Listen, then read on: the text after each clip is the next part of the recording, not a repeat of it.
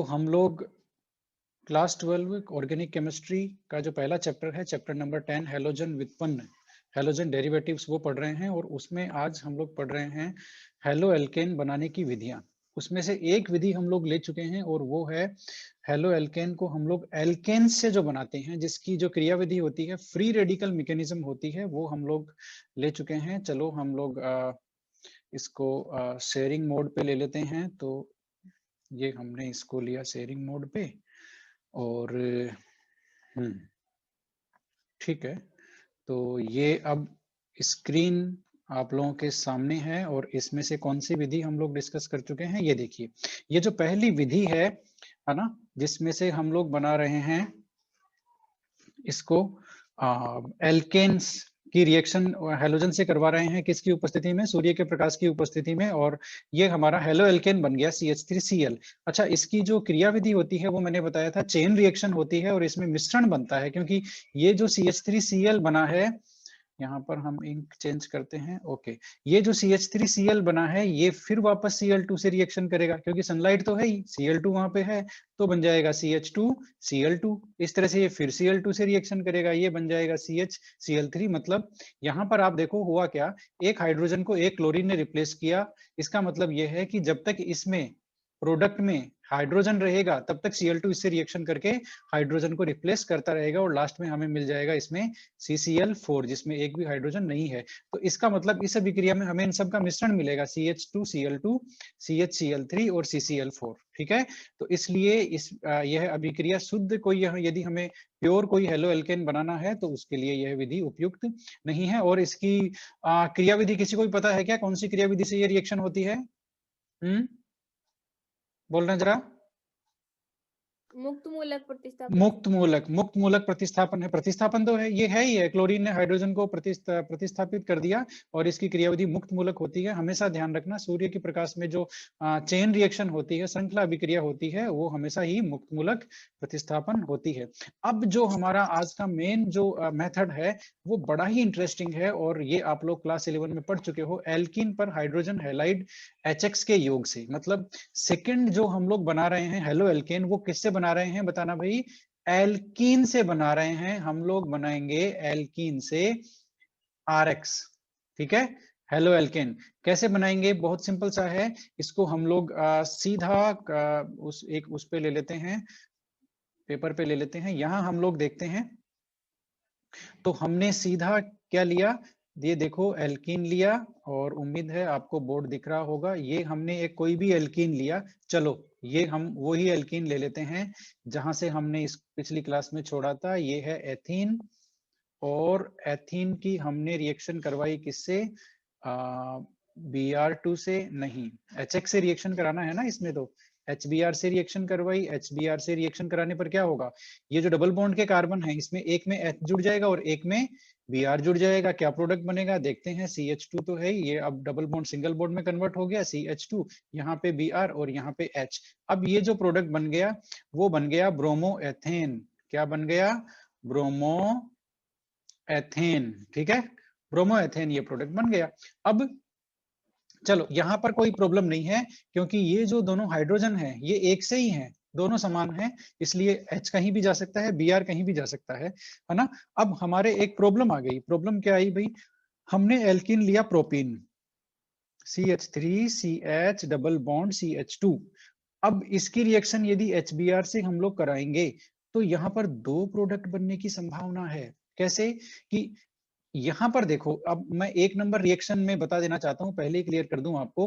Br चाहे इस carbon पे जोड़ो चाहे इस कार्बन पे, प्रोडक्ट वही ब्रोमो एथेन बनने वाला है। इससे कोई फर्क नहीं पड़ेगा। देखो ये हाइड्रोजन है ना, यहाँ Br लगा दो और इस Br की जगह हाइड्रोजन लगा दो, तो भी उसका नाम ब्रोमो एथेन ही होगा और वो कंपाउंड ब्रोमो एथेन ही होगा। इसका मतलब इस तरह की जो एल्कीन है, सुन लो भाई, इस तरह की एल्कीन, कौन सी एल्कीन है ये है सममित एल्कीन। सममित एल्कीन कौन सी होती है?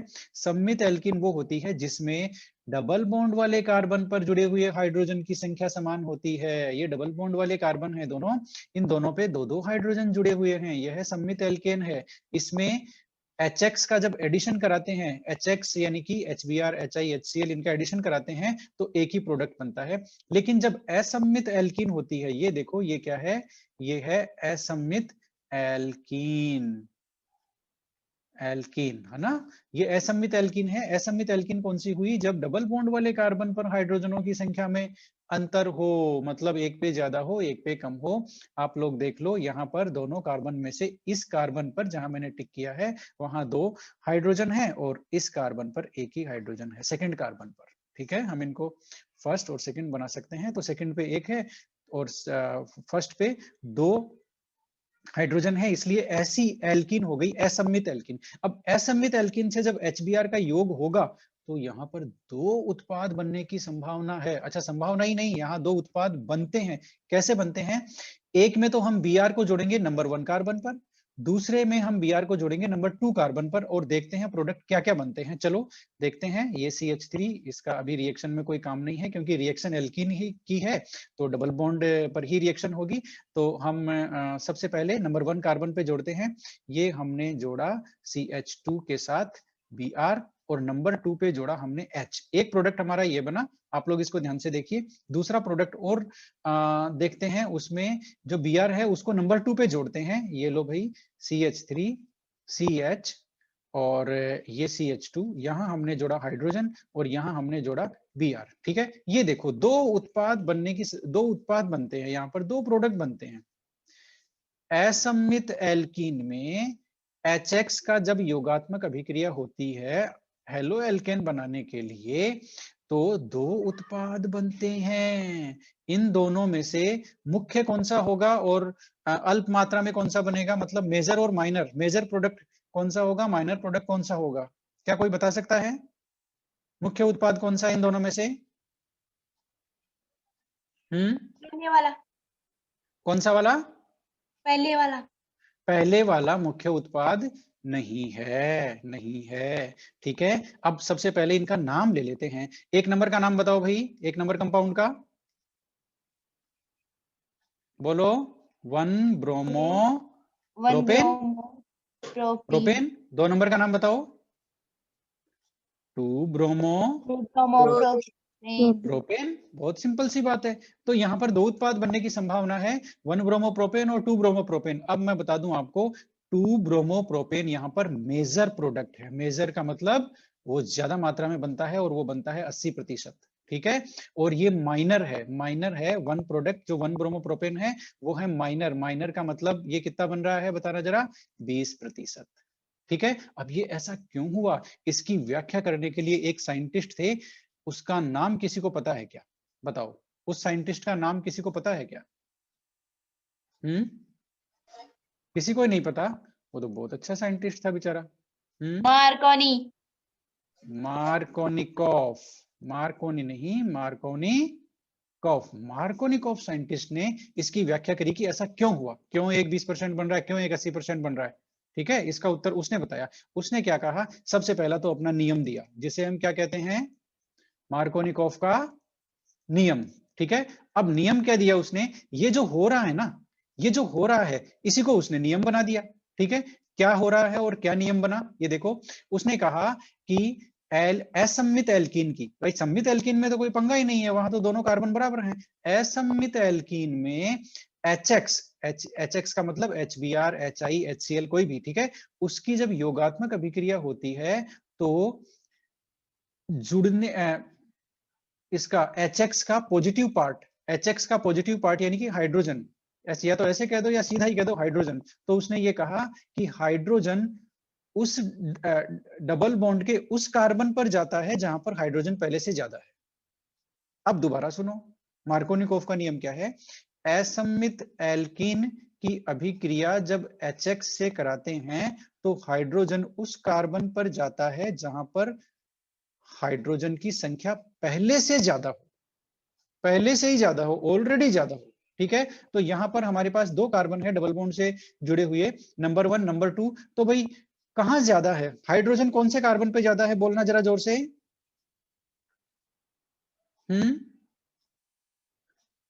किस कार्बन पे हाइड्रोजन ज्यादा है? पहले पर। पहले पर। ये देखो नंबर 1 वाला कार्बन है ना, इस पे हाइड्रोजन ज्यादा है, इस पे 2 कार्बन, इस पे 2 हाइड्रोजन है, इस पे तो एक ही हाइड्रोजन है। ठीक है, इस पे तो एक ही हाइड्रोजन है नंबर 2 पे, नंबर 1 पे 2 हाइड्रोजन है। ठीक है, तो उसने ये कहा कि हाइड्रोजन वहां जाएगा जहां पहले से हाइड्रोजन ज्यादा है।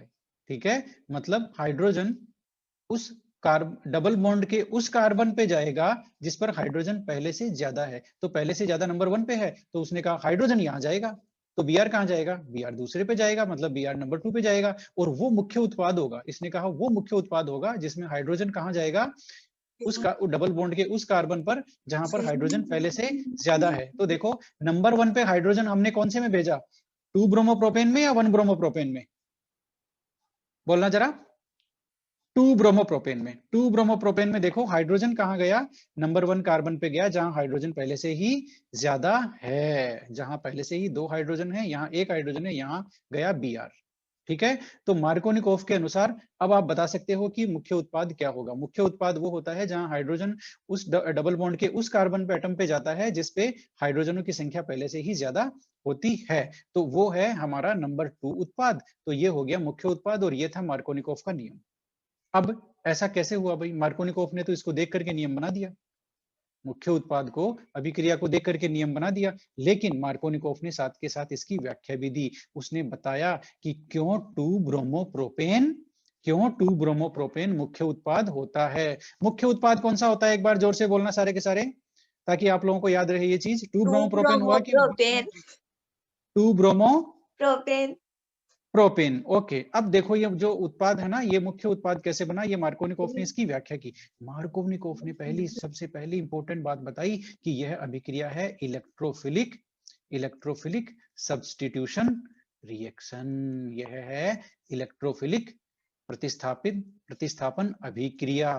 तो यह अभिक्रिया कैसे हुई, उसने कहा सबसे पहले तो ये जो HBr है ना, ये टूट गया। कैसे टूटा, जैसे टूटना चाहिए, इसका विषमांगी विदलन हो गया, है ना, और जिसकी इलेक्ट्रोनेगेटिविटी ज्यादा है Br की, उसके साथ माइनस चला गया और हाइड्रोजन के साथ क्या चला गया, प्लस। अब ये बन गया इलेक्ट्रोफाइल, यही तो होता है इलेक्ट्रोफाइल, जिसके पास इलेक्ट्रॉन की कमी हो, पॉजिटिव चार्ज हो। ठीक है, अब ये इलेक्ट्रॉन कहाँ गया, असममित एल्कीन के पास गया। असममित एल्कीन कौन सी थी, ये रही हमारी प्रोपीन। ठीक है, ओके, ये असममित एल्कीन है। अब ये हाइड्रोजन देखो, असममित एल्केन से जो हाइड्रोजन है ना, वो 2 तरीके से जुड़ सकता है। कैसे कैसे जुड़ सकता है, वो ध्यान से देखना, है ना। आप लोगों को ये समझ में आ गया तो ऑर्गेनिक केमिस्ट्री आप लोगों को अच्छी लगने लग जाएगी। 2 तरीके से जुड़ सकता है ना। कौन, H+। ठीक है, देखो भाई H+ या तो इस 1 नंबर कार्बन पे अटैक करेगा या इस 2 नंबर कार्बन पे अटैक करेगा। चलो पहले इसके अटैक कराते हैं 1 नंबर पे। अब ध्यान से देखो मैं क्या कर रहा हूं, H+ ने अटैक किया 1 नंबर कार्बन पे। जैसे ही इस कार्बन पे अटैक करेगा, ये जो पाई बॉन्ड है, डबल बॉन्ड है, ये पाई बॉन्ड टूट जाएगा, इसका 1 इलेक्ट्रॉन जाएगा यहाँ पे, है ना, और 1 इलेक्ट्रॉन आएगा यहाँ पे। नहीं, ऐसा नहीं है ना। इसके जो, वापस मैं इसको मिटाता हूं एक बार, ध्यान से देखो, इस तरह से तो रेडिकल हो जाएगा, ये अगले उसमें होगा स्टेप में, अगले जो हम टॉपिक पढ़ने वाले हैं उसमें होगा। जैसे अब ये देखो इलेक्ट्रोफाइल, वापस सुनना, ये H+ कार्बन 1 पे अटैक कर रहा है। अब H+ के पास बंध बनाने के लिए इलेक्ट्रॉन नहीं है, तो क्या हुआ, ये जो दोनों बंध के इलेक्ट्रॉन हैं, ये आ गए इस कार्बन के ऊपर। ठीक है, और हाइड्रोजन नंबर 1 कार्बन से उन इलेक्ट्रॉनों के थ्रू जुड़ गया। अब सिचुएशन क्या हो गई देखो, CH3 को हमने हाथ नहीं लगाया, ये जो CH है, अब यहाँ पर पॉजिटिव चार्ज आ गया, क्योंकि इसके जो बंध के इलेक्ट्रॉन थे वो भी अब इससे दूर चले गए। इस बंध में 1 इलेक्ट्रॉन इस कार्बन का भी तो था, नंबर 2 का, वो इससे दूर चला गया, तो इसके ऊपर आ गया पॉजिटिव। ये डबल बॉन्ड था, सिंगल बॉन्ड बन गया, और ये CH2 था, अब यहाँ पर एक हाइड्रोजन जुड़ गया। बात समझ में आ गई। अब ये कार्बोकटाइन है क्या, बताना जरा, कार्बोकटाइन है ये, कौन से टाइप का कार्बोकटाइन है, फटाफट बताओ, बोलो, कौन से टाइप का कार्बोकटाइन है ये, सेकेंडरी या प्राइमरी, सेकेंडरी सेकेंडरी कार्बोकटाइन है, यह सेकेंडरी टाइप का कार्बोकटाइन है। ठीक है, अब हम दूसरी संभावना पर विचार करते हैं। दूसरी संभावना क्या है, अभी तो हमने हाइड्रोजन का अटैक कराया था C1 पे, अब हम कराते हैं C2 पे। देखो ये भी तो हो सकता है ना भाई, दोनों हो सकता है ना। तो ये C2 पे अटैक हुआ, C2 पे जैसे ही अटैक हुआ, ये जो बॉन्ड के इलेक्ट्रॉन है, अब वो कहाँ गए, अब वो इस कार्बन पे आ गए। ठीक है, क्योंकि यहाँ हाइड्रोजन आ रहा है तो बंध बनाने के लिए इलेक्ट्रॉन चाहिए, तो वो दोनों इलेक्ट्रॉन इधर शिफ्ट हो गए।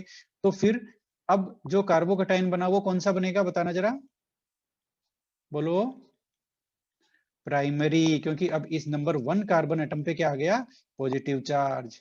अब इतना समझ में आया कि नहीं आया बताओ। अब हम इंपॉर्टेंट कंक्लूजन निकालने वाले हैं, क्यों 2 ब्रोमोप्रोपेन मेजर बनता है। ये जो कार्बोकेटाइन बना, ये बना 1 डिग्री कार्बोकेटाइन, ठीक है। वापस सुन लो, सबसे पहले HBr से इलेक्ट्रोफाइल बना H+। अब H+ के इस पे डबल बॉन्ड पे आक्रमण करने की 2 संभावनाएं हैं। वो C1 पे भी कर सकता है, C2 पे भी कर सकता है। C1 पे करेगा तब सेकेंडरी कार्बोकेटाइन बनेगा, C2 पे करेगा तब प्राइमरी कार्बोकेटाइन बनेगा, ठीक है। अब कौन बचा हुआ है, Br बचा हुआ है, Br माइनस। अब Br यहाँ कहाँ अटैक करेगा, जाहिर सी बात है इसके पास माइनस है, जहां पॉजिटिव चार्ज है वहां जाके जुड़ जाएगा। ये लो भाई, ये क्या बन गया, क्या बन गया, 2 ब्रोमो, बोलना जरा, 2 ब्रोमोप्रोपेन। और इससे क्या बन गया, CH3CH, और यहाँ तो हाइड्रोजन पहले से है, इससे क्या बन गया बताना जरा, 1 ब्रोमो, 1 ब्रोमोप्रोपेन। ये हमारा नंबर 2 प्रोडक्ट है और ये हमारा नंबर 1 प्रोडक्ट है, जो अभी हमने ऊपर डिस्कस किया है। अब एक चीज बड़े ध्यान से सुनो, प्राइमरी कार्बोकेटाइन बना यहाँ, सॉरी, सेकेंडरी कार्बोकेटाइन बना यहाँ और प्राइमरी कार्बोकेटाइन बना यहाँ। जब हाइड्रोजन नंबर 2 कार्बन पे अटैक कर रहा है तो प्राइमरी बनता है, जब हाइड्रोजन नंबर 1 पे अटैक कर रहा है तो सेकेंडरी बनता है।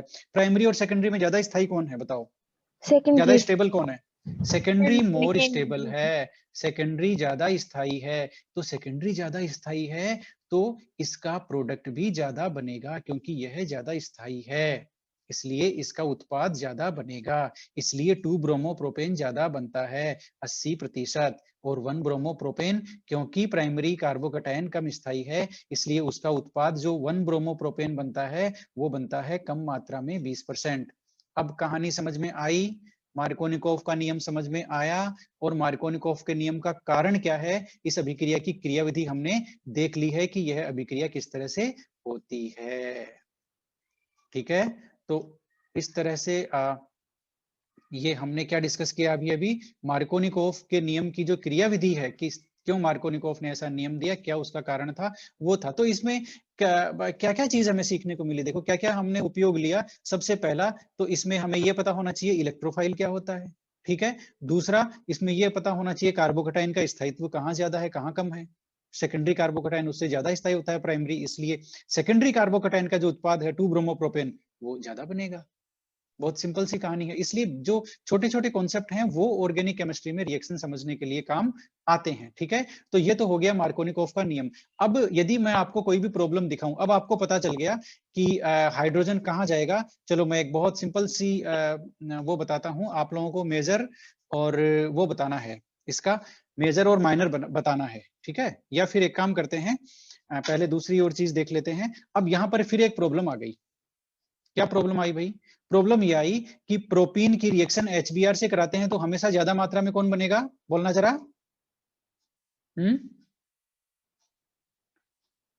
प्रोपीन की रिएक्शन HBr से कराएंगे तो ज्यादा मात्रा में कौन बनेगा 80%, 2 ब्रोमोप्रोपेन। जोर से बोलो। 2 ब्रोमोप्रोपेन। 2 ब्रोमोप्रोपेन। अब यहाँ एक प्रॉब्लम आ गई भाई, मार्कोनिकोव ने इतना समाधान बता दिया क्यों बनता है, क्रियाविधि क्या होती है, ठीक है। यहाँ एक प्रॉब्लम आ गई, प्रॉब्लम ये आई कि कभी हमें 1 ब्रोमोप्रोपेन चाहिए तो हम क्या करें भाई, HBr की रिएक्शन कराते ही तो 2 ब्रोमोप्रोपेन बन रहा है, हमें चाहिए 1 ब्रोमोप्रोपेन, अब क्या करें। इसके लिए दूसरा साइंटिस्ट आया, ठीक है। इसके लिए दूसरा साइंटिस्ट आया, उसका नाम है खराश। उसने इस रिएक्शन में थोड़ा सा मॉडिफिकेशन किया और उसने कहा ये रिएक्शन ऐसे कराओ, तो मार्कोनिकोव ने जो कहा है उसका उल्टा प्रोडक्ट बनेगा। इसीलिए इस खराश ने ये कहा कि रिएक्शन परोक्साइड की उपस्थिति में कराओ, किसी भी परोक्साइड की उपस्थिति में, ठीक है। तो जो मार्कोनिकोव ने कहा है उसका उल्टा प्रोडक्ट बनेगा, और इसीलिए इस रिएक्शन को क्या कहते हैं, एंटी मार्कोनिकोव का नियम, एंटी मार्कोवनिकोव का नियम। इसे एंटी मार्कोनिकोव का नियम कहते हैं क्योंकि इसमें जो उत्पाद बनता है वो मार्कोनिकोव के नियम का उल्टा बनता है। अब बताओ इसमें मेजर प्रोडक्ट क्या होगा, फिर मेजर प्रोडक्ट होगा इसमें 1 ब्रोमोप्रोपेन, ठीक है। अब इस खराश ने क्या बताया, परोक्साइड की उपस्थिति की वजह से ये रिएक्शन होती है, इसने कहा परोक्साइड यूज ले लो, बस और कुछ नहीं करना, HBr के साथ परोक्साइड और यूज लो। इसलिए इस रिएक्शन को कहते हैं परोक्साइड प्रभाव। क्या कहते हैं, परोक्साइड प्रभाव। इफेक्ट, परोक्साइड इफेक्ट भी इसे कहते हैं। समझ में आया है ना? खरास इफेक्ट भी इसे कहते हैं क्योंकि खरास साइंटिस्ट का नाम था। ठीक है, अब ये एंटी मार्कोनिकोव का नियम क्या है, कैसे 1 ब्रोमो प्रोपेन बनेगा, परोक्साइड प्रभाव क्या है, वो थोड़ा सा देख लेते हैं, थोड़ा सा देख लेते हैं। तो हम लेते हैं सबसे पहले प्रोपीन, वही लेते हैं प्रोपीन CH3, इसको तो हमने कुछ किया ही नहीं पूरी रिएक्शन के दौरान ये। और इसने कहा भाई कि HBr से रिएक्शन कराओ, वो तो ठीक है, लेकिन परोक्साइड ले लो साथ में। ये मैंने परोक्साइड का फॉर्मूला यहाँ पे लिख दिया है, आप लोग इसको थोड़ा सा याद रखना। ठीक है, आपकी बुक में इसको ROR लिखा हुआ है, ठीक है, ये भी ठीक है। ये है परोक्साइड, क्या है बोलना जरा, परोक्साइड। और परोक्साइड में देखो, परोक्साइड में 1 ब्रोमो प्रोपेन बनेगा मुख्य उत्पाद, ये बनेगा मेजर, मतलब 80%। ठीक है, और बच गया कौन सा, 2 उत्पाद बनेंगे, ये तो आप लोग जानते ही हो। 2 2 ब्रोमो प्रोपेन बनेगा माइनर, यानी कि कम मात्रा में, ये है 20%। ठीक है, ये अब ऐसा कैसे हुआ भाई, वापस वही कहानी कि ऐसा कैसे हुआ, मार्कोनिकोव के उल्टा प्रोडक्ट कैसे बना। ठीक है, परोक्साइड लेने से, तो परोक्साइड लेने से अभिक्रिया की क्रियाविधि ही चेंज हो गई। पहले अभिक्रिया इलेक्ट्रोफिलिक सब्स्टिट्यूशन थी, इलेक्ट्रॉन्स नहीं प्रतिस्थापन थी, नहीं प्रतिस्थापन नहीं थी, योगात्मक थी ना, हम तो योगात्मक अभिक्रिया पढ़ रहे हैं। और यहां भी हमने इसको थोड़ा सा गलत लिया हुआ है, ये देखो इलेक्ट्रोफिलिक एडिशन रिएक्शन है, ये ऐड हो रहा है ना मॉलिक्यूल, आप लोगों ने किसी ने बताया ही नहीं, बताओ, है ना? आप लोगों को मतलब ए को जेड लिखने से भी आप लोग हाँ में हाँ करते रहोगे, ऐसा नहीं है। ठीक है, तो ये है जो पहले अभिक्रिया थी, कौन सी, इलेक्ट्रोफिलिक एडिशन रिएक्शन, एडिशन हो रहा है ना। ठीक है, अब इसने ये कहा है कि परोक्साइड लेने से इलेक्ट्रोफिलिक एडिशन नहीं है, वो हो गई फ्री रेडिकल एडिशन। कौन सी रिएक्शन हो गई, बताना जरा, फ्री रेडिकल रिएक्शन एडिशन, मुक्त मूलक योगात्मक अभिक्रिया हो गई वो, है ना? हिंदी में आप लोग लिखते जाओ, मुक्त मूलक योगात्मक। अच्छा, कुछ कितने लोग ऐसे हैं ईमानदारी से बताना जो कॉपी में लिखते जा रहे हैं? सर। ओके, गुड गुड, ठीक है। तो ये मुक्त मूलक योगात्मक अभिक्रिया हो गई, है ना, मतलब इसकी क्रियाविधि ही चेंज हो गई, इसलिए ये उल्टी कहानी हो गई, है ना। यदि क्रियाविधि चेंज नहीं होती तो कहानी वही होती जो मार्कोनिकोव ने बताई है। ठीक है, अब इस यहाँ पर क्या हुआ, मुक्त मूलक कैसे हुआ, इसने कहा पहले ये जो परोक्साइड है ना, ये परोक्साइड क्या करता है, पहले रिएक्शन खुद ही पहले रेडिकल जनरेट करता है, फ्री रेडिकल। ठीक है, इसने जनरेट कर दिया फ्री रेडिकल, ये देखो ये आर फ्री रेडिकल इसने जनरेट कर दिया। अब ये जो फ्री रेडिकल जनरेट करता है, ये हम थोड़ा सा डिटेल में नहीं ले रहे हैं, पहला स्टेप जहां वहां पर इलेक्ट्रोफाइल जनरेट हो रहा था, यहाँ फ्री रेडिकल जनरेट हो रहा है। ठीक है, अब ये फ्री रेडिकल है ना, ये HBr से रिएक्शन करता है, ये हमारा फ्री रेडिकल, और ये रिएक्शन करता है HBr से, HBr से रिएक्शन करेगा तो ये H को ले भागा, और H को ले भागा तो ये बन गया एल्केन, प्लस में ये बन गया Br रेडिकल। ठीक है, अब Br रेडिकल जो बन गया मुक्त मूलक, ठीक है, वो रिएक्शन करेगा किससे, हमारी एथीन से। ठीक है, और एथीन से रिएक्शन कैसी होगी Br रेडिकल की, वो देख लेते हैं। यहाँ भी 2 संभावनाएं हैं, देखो आपको अच्छा लगेगा, ऑर्गेनिक केमिस्ट्री में लॉजिक कितने अच्छे तरीके से काम करते हैं, और यदि चीज समझ में आ जाए तो उसको लिखने का और उस पर जो बेस्ड क्वेश्चन है उनको सोल्व करने का मजा ही कुछ और है। ठीक है, अब वहां पर H+ के आक्रमण करने की 2 संभावनाएं थी, तो वैसे ही यहाँ पर Br रेडिकल के आक्रमण करने की भी 2 संभावनाएं हैं। कौन कौन सी संभावनाएं हैं, वही है, एक नंबर कार्बन पे अटैक कर सकता है, 2 नंबर कार्बन पे अटैक कर सकता है। अब सुनो भाई, 1 नंबर कार्बन पे अटैक करेगा तो क्या होगा, अब Br के पास 1 इलेक्ट्रॉन तो है, अब इस कार्बन से बंध बनाने के लिए इसको 1 इलेक्ट्रॉन और चाहिए, 1 इलेक्ट्रॉन और चाहिए, तो इसका समांगी विदलन हो जाएगा, समांगी विदलन में 1 इलेक्ट्रॉन यहाँ गया और 1 इलेक्ट्रॉन यहाँ गया। ठीक है, अब ये बना क्या, देख लो भाई क्या बना, CH3 को हमने हाथ नहीं लगाया, इस CH पे 1 इलेक्ट्रॉन आ गया, और ये डबल बॉन्ड सिंगल बॉन्ड में बदल गया, और ये CH2 है, इससे जुड़ गया Br। चलो यहाँ जोड़ देते हैं, ये लो भाई जुड़ गया Br। अब ये रेडिकल बन गया, कौन सा रेडिकल है, प्राइमरी या सेकेंडरी, बताना जरा, प्राइमरी बोलो, ये प्राइमरी रेडिकल कैसे हुआ बताओ, सेकेंडरी ये सेकेंडरी रेडिकल है, क्योंकि यहाँ पर रेडिकल सेकेंडरी कार्बन पे आ रहा है, ये सेकेंडरी रेडिकल है। ठीक है, अब चलो ये नंबर 2 कार्बन पे अटैक कर रहा है Br, उसकी पोजीशन भी देख लेते हैं, CH3 CH और ये बन गया, वापस देख लेते हैं, ये Br यहाँ गया, यहाँ जाने से एक इलेक्ट्रॉन यहाँ आ जाएगा उठ करके और एक इलेक्ट्रॉन यहाँ आ जाएगा, ठीक है। तो ये क्या बन गया, यहाँ आ गया Br और ये CH2 रेडिकल। अब बताओ ये कौन सा रेडिकल बना, बोलो, ये बना प्राइमरी। अब बनाओ कौन सा ज्यादा स्थायी होता है, कौन सा ज्यादा स्थायी होता है, बताओ जल्दी, प्राइमरी या secondary? Secondary.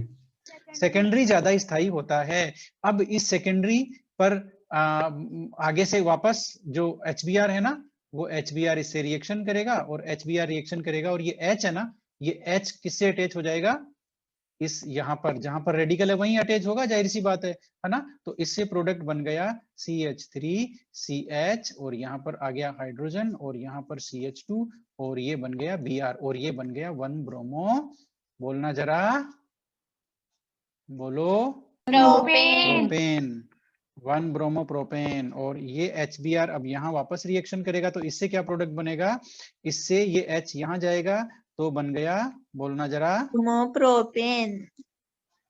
2 bromo propane. Propane. अब मुझे एक चीज बताओ, ज्यादा स्थायी कौन है, मोर स्टेबल रेडिकल कौन है, सेकेंडरी।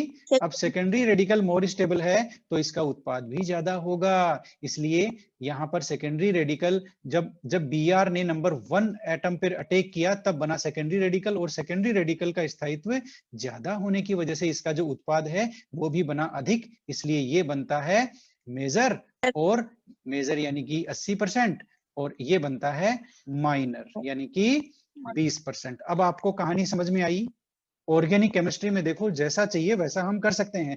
यदि हमें 1 ब्रोमो प्रोपेन करना होगा तो रिएक्शन किसकी उपस्थिति में कराएंगे, 1 ब्रोमो प्रोपेन बनाना है तो बताओ जरा, किसकी उपस्थिति में रिएक्शन कराएंगे, परोक्साइड की उपस्थिति में, परोक्साइड की उपस्थिति में रिएक्शन कराएंगे। और परोक्साइड की उपस्थिति में, परोक्साइड की उपस्थिति वहां नहीं रखेंगे यानी कि परोक्साइड नहीं लेंगे तो क्या मुख्य उत्पाद होगा, बोलना जरा, प्रोपेन।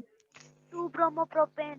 2 ब्रोमो प्रोपेन मुख्य उत्पाद होगा जब हम परोक्साइड नहीं लेंगे। और परोक्साइड यानी कि अब इसे एंटी मार्कोनिकोव का प्रभाव क्यों बोलते हैं, समझ में आ गया, क्योंकि यहाँ पर जो उत्पाद बन रहा है वो मार्कोनिकोव के उत्पाद के विपरीत बन रहा है। मार्कोनिकोव ये कहता है कि 2 ब्रोमो प्रोपेन मेजर बनेगा, लेकिन यहाँ पर क्या हो गया, खरास ने कहा कि परोक्साइड लो और 1 ब्रोमो प्रोपेन बनाना है तो बना लो, वो मुख्य उत्पाद बन जाएगा क्योंकि अभिक्रिया की क्रियाविधि चेंज हो गई। जो पहले इलेक्ट्रोफिलिक एडिशन रिएक्शन थी, इलेक्ट्रोफिलिक योगात्मक अभिक्रिया थी, वो अब क्या हो गई, इलेक्ट्रोफिलिक फ्री रेडिकल एडिशन यानी कि मुक्त मूलक योगात्मक हो गई। ये देखो मुक्त मूलक बन रहे हैं ना, ये मुक्त मूलक के थ्रू जा रही है ये रिएक्शन मुक्त मूलक के थ्रू चल रही है। मुक्त मूलक आक्रमण करता है Br रेडिकल तो मुक्त मूलक योगात्मक, मुक्त मूलक का योग हो रहा है और उस अभिक्रिया में इलेक्ट्रोफाइल जाकर के ऐड होता है ना, ये इलेक्ट्रोफाइल है तो ये इलेक्ट्रोफिलिक योगात्मक हो गई, ठीक है।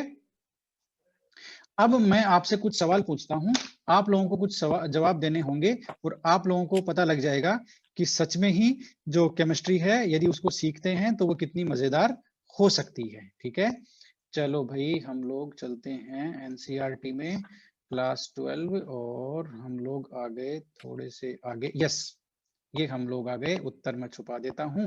अब आपके सामने प्रश्न है निम्नलिखित अभिक्रियाओं में उत्पाद लिखो। भाई सबसे पहले इसमें उत्पाद बता दो, अब बता दो इसमें उत्पाद क्या बनेगा, कोई बता सकता है क्या?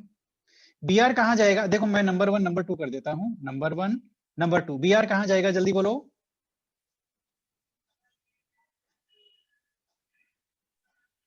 बोलो। यहाँ पर हाइड्रोजन की संख्या ज्यादा है। Br वहां, अरे हाइड्रोजन जाएगा वहां, तो जहां हाइड्रोजन ज्यादा है वहां तो हाइड्रोजन जाएगा, तो हाइड्रोजन वहां जाएगा जहां हाइड्रोजन की संख्या ज्यादा है। मतलब नंबर 1 कार्बन पे हाइड्रोजन 2 है, नंबर 2 कार्बन पे हाइड्रोजन 1 ही है, तो हाइड्रोजन जाएगा नंबर 1 कार्बन पे। और उत्पाद देखो मैं बनाता हूं क्या बनेगा, हम लिख रहे हैं नंबर 1 का उत्तर और ये मैंने लिखा डबल बॉन्ड तो बदल गया सिंगल बॉन्ड में, नहीं ये तो मैंने डबल बॉन्ड बना दिया, तो इसको कर देते हैं सिंगल बॉन्ड, ठीक है। अब ये लो ये CH और इसको सीधा लिख देते हैं CH, अच्छा चलो वैसे ही लिख देते हैं जैसे लिखा हुआ है H और इससे जुड़ गया H, ठीक है। और ये कार्बन है ही, यहाँ पर हाइड्रोजन और एक यहाँ पर Br और एक यहाँ पर ये जो हमारी रिंग है C6H5 फिनाइल ग्रुप, वो हमने यहाँ पर लिख दिया। ये लो भाई ये उत्पाद बनेगा, यहाँ पर Br जुड़ेगा नंबर 1 कार्बन से, ये उत्पाद बन जाएगा। इसमें किसी को कोई दिक्कत है क्या? मार्कोनिकोव का जो रूल है वो यहाँ पर काम करेगा। अब यहाँ पर बताओ हाइड्रोजन कहाँ जाएगा, नंबर 1 या नंबर 2 पे, बोलना जरा। 1 पर। 2 पर। हाइड्रोजन, हाँ 1 पर। 2 पर। हाइड्रोजन, हाइड्रोजन पूछ रहा हूं मैं, हाइड्रोजन। मार्कोनिकोव ने ये कहा है हाइड्रोजन वहां जाता है, हाइड्रोजन उस, हाँ हाँ हाँ, संदीप ने बिल्कुल सही कहा है। मार्कोनिकोव, सुन लो, मार्कोनिकोव ने ये कहा है कि HX का हाइड्रोजन डबल बॉन्ड के उस कार्बन एटम पर जाता है जिस पर हाइड्रोजन पहले से ही ज्यादा उपस्थित है। ठीक है, तो पहले से ही ज्यादा नंबर 1 पे उपस्थित है, तो हाइड्रोजन जाएगा नंबर 1 पे, हाइड्रोजन नंबर 1 पे, तो Cl गया 2 पे। ठीक है, तो अब इसका उत्पाद लिख दो बना करके। देखो ऑर्गेनिक केमिस्ट्री में लॉजिक चलता है ना, रटना नहीं चलता। यदि अब ये है CH2 पे, 2 पे Cl गया, यहाँ Cl जोड़ दो, इसको सिंगल बॉन्ड में कन्वर्ट कर दो और यहाँ जोड़ दो H। अब ये जो उत्पाद बन गया वो बन गया 2 क्लोरोब्यूटेन। ठीक है ना, 2 क्लोरोब्यूटेन मुख्य उत्पाद बन गया। ठीक है, ये मुख्य उत्पाद है और दूसरा माइनर उत्पाद है। माइनर उत्पाद जरूरी नहीं होता है कि हम लिखें, हम मुख्य उत्पाद ये लिख देते हैं तो भी काम हमारा हो जाता है। ठीक है, ये तो थे मार्कोनिकोव के। अब ये जो तीसरा है ये एंटी मार्कोनिकोव का है, क्योंकि यहां हमने क्या ले लिया बताना जरा, बोलो। परोक्साइड ले लिया, परोक्साइड ले लिया। Very good, very good. अब परोक्साइड में एंटी मार्कोनिकोव का प्रोडक्ट बनेगा, मार्कोनिकोव ने जो बताया है उसका विपरीत बनेगा। मार्कोनिकोव ने कहा हाइड्रोजन वहां जाता है जहां उसका डबल बॉन्ड के उस कार्बन एटम पे जाता है जहां हाइड्रोजन पहले से ज्यादा है। अब परोक्साइड में क्या होगा, हाइड्रोजन वहां जाएगा जहां पर हाइड्रोजन कम है। हाइड्रोजन कहाँ कम है भाई, नंबर 1 पे या नंबर 2 पे? नंबर 2 पे।